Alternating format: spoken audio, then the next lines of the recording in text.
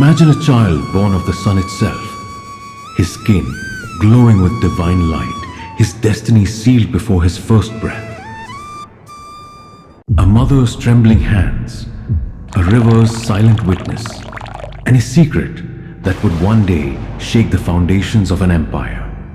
This is no ordinary tale. This is the beginning of Karna, the warrior fated to rise and fall in the shadows of gods and men. Welcome to his story. In the ancient land of Bharat, where rivers flow like veins of the earth and the gods walk among mortals, a young princess named Kunti lived in the palace of Hastinapur. Daughter of King Shurasena, adopted by Kunti Boja, she was virtuous, beautiful, and curious. Too curious perhaps for her own good. One day, the great sage Durvaza, known for his fiery temper and boundless wisdom, arrived at her father's court. Pleased by Kunti's devotion, he gifted her a boon, a mantra, a sacred chant with the power to summon any god, a gift of wonder and peril. For what young heart could resist testing such power? Under the golden dawn, Kunti stood alone by the palace balcony, her eyes fixed on the rising sun. Surya, the radiant god of light, the sustainer of life, called to her restless spirit. With a trembling voice, she whispered the mantra, her words weaving through the air like threads of fate. The sky blazed brighter.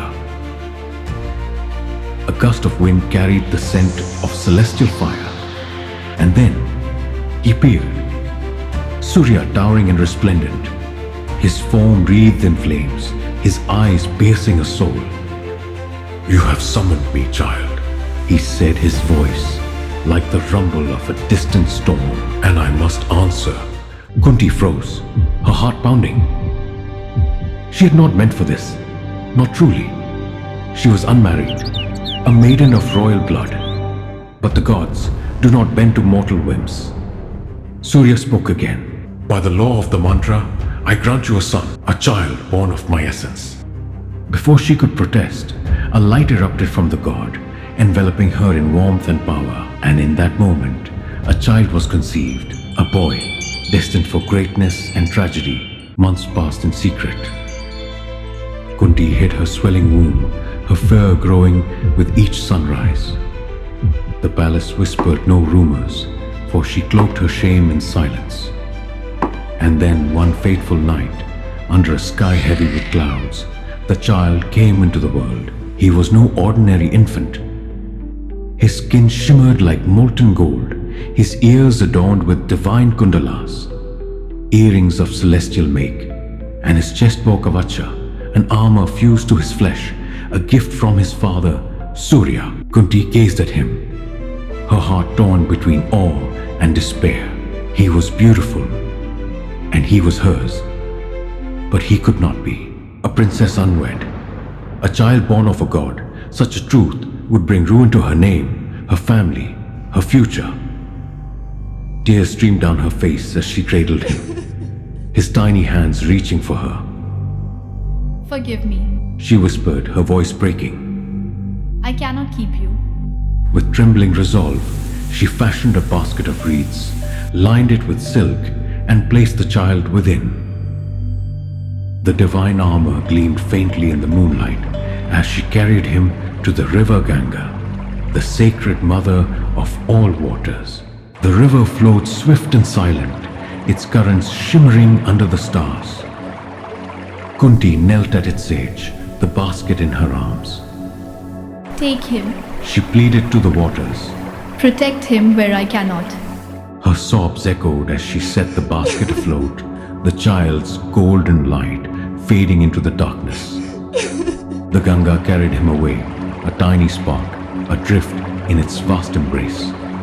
Kunti fell to her knees, her hands clawing the earth, her cries swallowed by the night. She had saved her honor, but at what cost? The child was gone, her son lost to the whims of fate. Miles downstream, the basket drifted to a halt. A humble charioteer named Adhiratha waded into the shallows, his eyes wide with wonder. Beside him stood his wife, Radha, her barren heart yearning for a miracle. They lifted the basket and gasped. There, nestled in silk, lay a child, unlike any other. His divine ornaments glowing softly, his face serene. A gift from the gods? Radha whispered, tears of joy spilling forth. Adhiratha nodded, cradling the boy. We shall call him Vasushena, he who is born with wealth. And so, the child of the sun found a new home, not in the palaces of kings, but in the simple hut of a charity. Radha and Adhiratha raised him as their own, unaware of the divine blood in his veins or the destiny that awaited him. The river Ganga had kept her promise, delivering him to safety. But Kunti? She returned to Hastinapur, her secret buried deep, her heart forever scarred by the choice she made that night. The boy she abandoned would grow, his life shaped by the very lineage she denied him. A tale of valor, of sorrow, of a warrior named Karna. If this tale of a mother's sacrifice and a child's divine birth moved you, don't forget to like, subscribe, and ring the bell for more. This is just the beginning of Karna's journey.